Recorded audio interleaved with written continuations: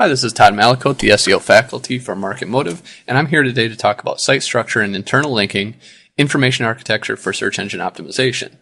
We're going to cover a little bit of the basics of just what information architecture is, how to use information architecture to your advantage when creating your site, why we need to do this, a look at some examples with different site types, and a few bonus IA optimization tips. Now, when we think of SEO, we often think of the SEO playbook being content and links. Content and links are very important, and they're really the blocking and tackling of doing an SEO campaign, along with keyword research, competitive research, these types of things. Now, what's really important with our content strategy is the organization, and the organization that is critical to creating our link building campaign and making sure it's in sync with our link building and our content campaign. So we want both campaigns to benefit one another. We want our content to help out with our linking efforts and our linking efforts to be directed into our deep content instead of just our homepage or instead of just our basic pages. We want to deep link into different areas of our site with our linking. So this is important to consider when creating the information architecture, when creating the content, when going out and soliciting links to our individual content. Despite my best efforts here, it's sometimes difficult to explain exactly what an information architecture or virtual information architecture is. The very best way is to look at one. This is probably the best example of a search engine information architecture, or what I'd call a virtual information architecture, that I've ever seen in visual form. This is courtesy of Webmaster World and Brett Tapke, and it essentially explains that your homepage, you have the most global link popularity. You can rank for the most things, but it's also the most broad. You have it's much more difficult to do calls to action on very specific phrases. Whereas the further you get down the information architecture, the longer tail phrases you have, the more you can target specifically to those targeted terms with your calls to action. It's also what's going to convert the best. On a smaller site, it's not going to be as large of a deal, but on a very large site, the fifth tier there is where the money is. Those are the 2 to 4 word phrases that are going to draw people in from the search engines and ultimately convert. So the highest volume phrases at that level, we want to kind of move those up the information architecture and link to those 5th level pages from our homepage or from a category down. And working within that information architecture is very important. So now that we understand the concepts of what information architecture is, we've seen how to lay one out, we're going to talk about how to actually create your information architecture. So this is generally my approach, is taking an Excel spreadsheet, and this was done for Brainwave Toys. We did titles and URL, meta description, breadcrumb path, and then you can see with the little red pink area, we also included which areas we were going to robots.txt. We had our site, but those pages, that, as it were, educational toys, 35 millimeter camera with a flash, we already have a page for a 35 millimeter camera without a flash. We probably don't need both. So we're going to exclude that one somehow with robots.txt or no follow or some of the other techniques we'll look at later. Now, it's important to lay out your entire site. You can do this in Excel. You can do this with a flow chart. You can do it in a lot of different ways, but it's important to have this structure before you start doing link development. You go from doing your keyword research and information architecture together to create this spreadsheet, to create this flow chart, to ultimately have that accessible for when you go to do link development and content development, to fill in those areas and to deep link to the areas that you can be the most competitive with. So we'll combine our COB analysis or competitive analysis that we look at later in the curriculum with our information architecture to determine where a page falls within that virtual information architecture so you can be competitive with your search engine optimization tactics and pick phrases that you can be realistically competitive for. So as we move from research to implementation, we have to consider exactly how our internal anchor text is going to read and how we're going to link from different places. So our homepage will always link to our 2nd tier and probably some of our 3rd and 4th tier areas, as we saw in the search engine theme pyramid slide. And we'll link down to different levels from our homepage, from our subpage, and determining this is the actual implementation of information architecture. You're going to want to make sure that you use alt text in your navigational images. This is important in telling the search engines what the page is with internal anchor text. A little less valuable than it used to be, but still a good criteria to hit on. And use full keywords in the footer. Don't just say home, say online education and degrees at collegedegree.com. This type of internal linking really helps to explain to the search engines what your site is about and what different pages within your site are all about. Using these keywords instead of home tells the search engine that your home page is about a Bronx law firm or a civil law firm from the Bronx at the subpage level. And using these keywords in the alt text is the same as using them in text. Basically, it's telling the search engine what the page is about when you use internal linking for this purpose. There is a balance and a trade-off of SEO and usability. They're really one and the same. You really want to make your site usable to your users, accessible to people, but also take full advantage of telling the search engine these are the keywords that are appropriate to this page. If you're linking across topics from the body copy, this is the most effective place. Most of what the search engines deem your page about will come from internal links from within your body copy rather than from the navigation.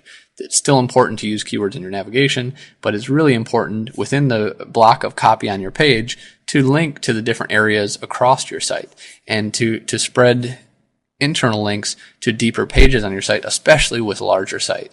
On smaller sites, this is less of a big deal, but as your site gets bigger, it really becomes important to distribute link equity and anchor text. I guess we could call it anchor text equity throughout the site and tell the search engine this is the keywords that should be associated with this page. This is the keywords that this page is about. So next I want to look at some considerations for information architecture for e-commerce sites. With an e-commerce site, you have a structure similar to this where you have a home page, category links, then down to product links. Now your products are what are actually going to sell. Sometimes people search for categories or types of products, but often the highest converting phrases are going to be product names, and therefore we need to make sure that those are where we're targeting our efforts, as well as the generic phrases that will refer more generic kind of traffic.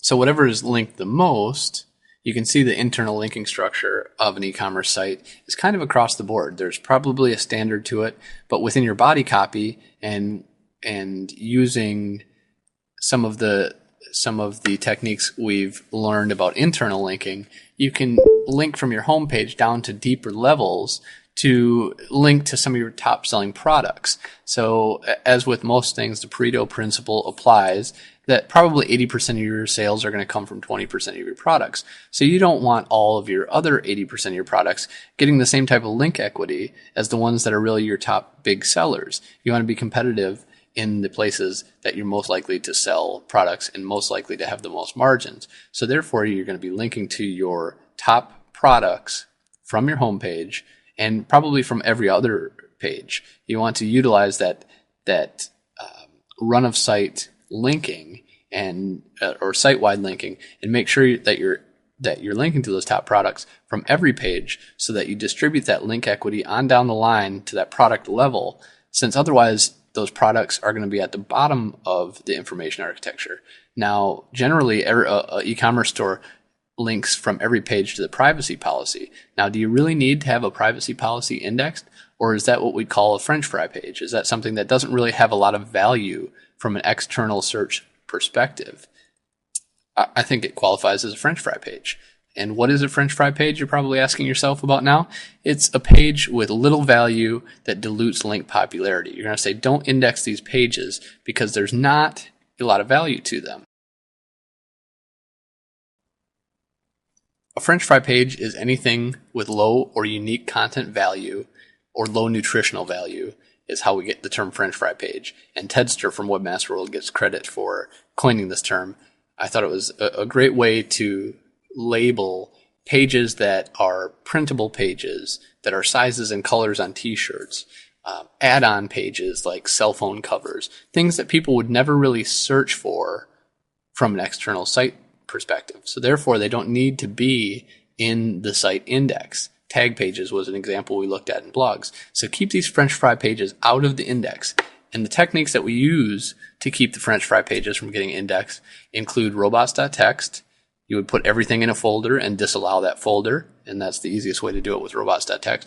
Robots.txt is the best solution to this, by the way. There's other techniques that we'll look at, but robots.txt is really your best solution. And if you plan for these pages and you identify your French fry pages when you're creating your information architecture, when you're organizing your site, you'll be able to plan for this and have a much easier time utilizing these techniques and blocking these pages than you will if you try to go back and retrofit it after you've created your site. So another technique that we can use is just pass no juice.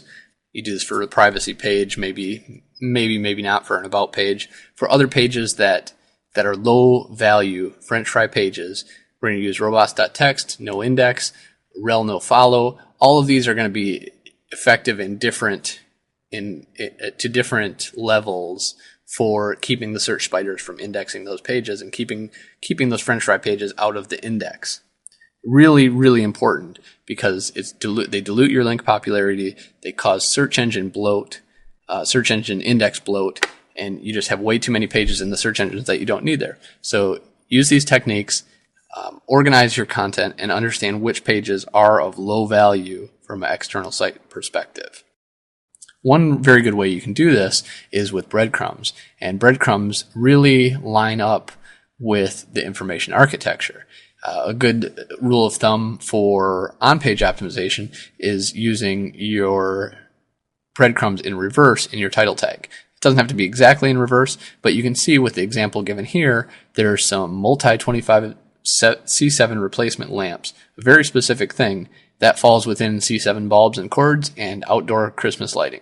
And you can see how that's very structured and very, very much a part of a very defined taxonomy and information architecture. And that lines right up with the breadcrumbs. So it's a usability function. Your users know exactly where they are within the site, as well as a search engine spider function. They know that they're 4 levels deep in your site and that replacement bulbs fall underneath the C7 bulbs and cords category. So it's very, very useful to both users and search engines to understand where in your site they are. Thanks for joining me for Site Structure and Internal Linking, a guide to information architecture for search engine optimization. This is the first part in a 2-part series. We looked at the basics of information architecture.